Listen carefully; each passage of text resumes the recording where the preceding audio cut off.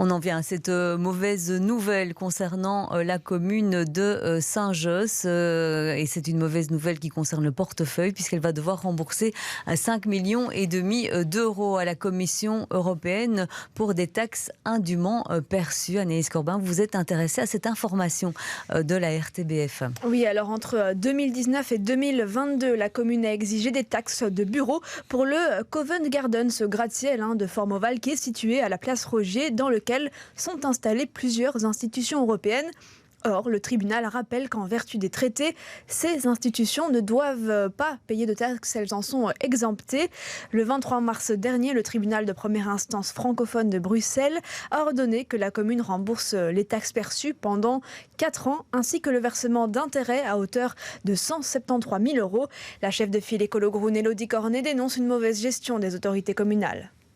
Alors, on ne sait pas si l'argent a été dépensé, mais en tout cas, dans les lignes budgétaires, nous, on n'a jamais retrouvé le fait que cet argent était mis sur le côté pour le cas où, si à l'époque du premier cours de la Commission européenne, on avait dit, on arrête et on met de côté le premier montant, le montant aurait été limité. Mais là, on a des montants qui se cumulent.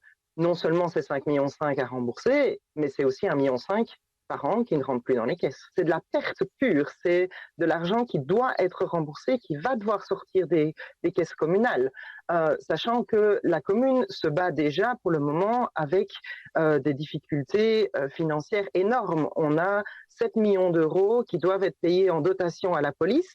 C'est une dotation, c'est de l'argent qui doit aller à la zone de police et pour lequel la commune a dû demander un plan d'apurement. Donc là, c'est catastrophique la situation financière à ce stade-ci de la commune. Puis que le bourgmestre Kir est arrivé au pouvoir, on avait en 2012 un bas de laine à la commune de Saint-Josse de 12 millions d'euros.